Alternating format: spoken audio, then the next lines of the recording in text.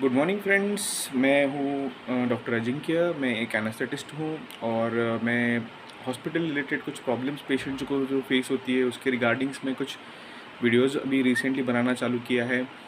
तो आज का वीडियो है कि सेकंड ओपिनियन आपके किसी भी डिसीज़ में, आपके किसी भी प्रॉब्लम में ज़रूरी है क्या? 100% ज़रूरी है। क्या होता है, मेडिकल फील्ड में बहुत सारे डॉक्टर्स बहुत अलग अलग इंस्टीट्यूट से पास आउट होकर आते हैं और तो अलग अलग इंस्टीट्यूट के अलग अलग ट्रीटमेंट प्रोटोकॉल्स होते हैं। एज वाइज भी जो पुराने डॉक्टर्स है, जो नए डॉक्टर्स है, जो यूजुअली नए डॉक्टर्स रिसेंट सारी चीज़ों को अपडेटेड रहते हैं, पुराने डॉक्टर्स भी कॉन्फ्रेंसेस में सारी चीज़ों को अपडेट होते हैं। तो कभी कभार क्या होता है कि आप किसी चीज़ के लिए आपका डायग्नोसिस हो जाता है और उसके लिए एक ट्रीटमेंट आपको बोली जाती है।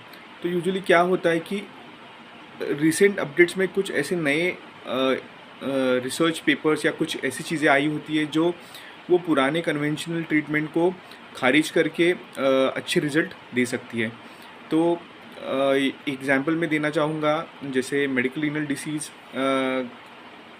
डिसीज़ में यूजुअली कंडीशंस ऐसी होती है कि किडनी आपकी अच्छे से फंक्शन करना बंद कर देती है और उसमें क्या होता है कि डायलिसिस एक आपको ऑप्शन बोला जाता है। तो आप कन्फ्यूजन में चले जाते हो कि अब ये डायलिसिस चालू होगा तो पूरी लाइफ टाइम चलता रहेगा, पेशेंट ठीक होगा कि नहीं, सारी चीज़ें आपके दिमाग में आती है। तो तभी तबार आपको क्या होता है कि आपको समझ में नहीं आता, आप कन्फ्यूजन में चले जाते हो। और कभी कभार डॉक्टर जो होते हैं एक्सप्लेन करते टाइम उनको ये किडनी ट्रांसप्लांट का भी ऑप्शंस बता देते हैं। तो किडनी ट्रांसप्लांट एक बहुत बड़ी सर्जरी होती है, तो लोगों को लगता है कि अभी हमें इस सर्जरी के लिए हम मेंटली रेडी नहीं है, इतना बड़ा सर्जरी, इतना खर्चा, सारी इकोनॉमिकल साइकोलॉजिकल ये सारी चीज़ों में वो फंस जाता है।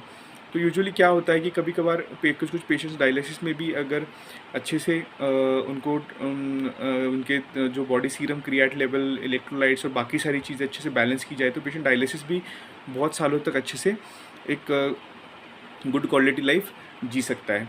तो इसके लिए क्या होता है कि आप किसी भी प्राइमरी डॉक्टर्स का आप ओपिनियन लेते हो, अगर वो डॉक्टर आपके पहचान के हैं, फैमिली डॉक्टर है, बहुत अच्छे पहचान के हैं, आपका बहुत ट्रस्ट है उनके ऊपर, तो बेटर है आप उनके ट्रीटमेंट के हिसाब से जाओ। बट आपको अगर डाउट होता है तो मुझे लगता है कि आपको सेम फील्ड के सेम